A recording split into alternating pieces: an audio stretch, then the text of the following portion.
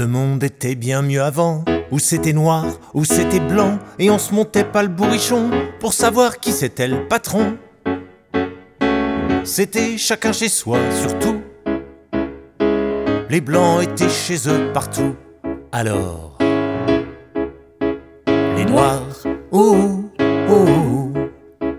les noirs étaient loin de Paris. Je sais pas où, en Afrique.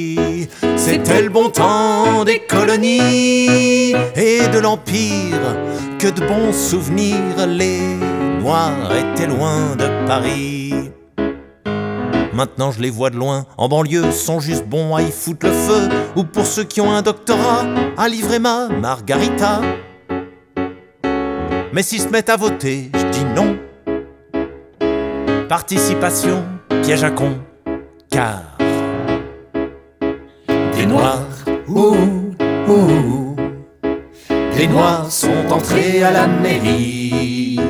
C'est encore un coup d'LFI. C'est l'extrême gauche dans tout le pays. Marianne s'est fait marabouter. Des noirs sont entrés à la mairie. Tout ça m'a filé un coup de blues. Du coup j'ai été chez CNews. Car malgré qu'on peut plus rien dire, l'ambiance là-bas c'est bon délire.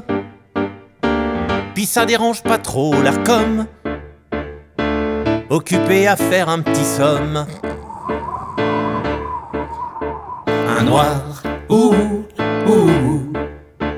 un noir est élu à Saint-Denis. C'est grâce à la polygamie. Toutes ces femmes ont voté pour lui. Sur le plateau, on est KO. Un noir est élu à Saint-Denis. Dans notre jungle télévisée, la parole est cannibalisée par le seigneur des animaux. Notre mâle alpha, c'est Pascal Pro. Mais enfin, ça va pas! Bienvenue dans notre tribu gauloise.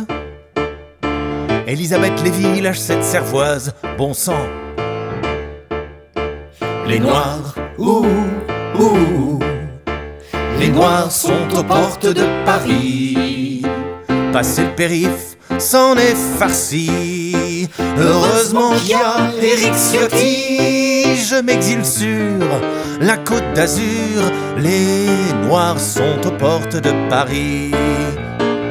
C'est un peu le nouvel épisode de Qu'est-ce qu'on a fait au bon Dieu? Mais en moins subtil que clavier. Nous c'est la team, premier degré.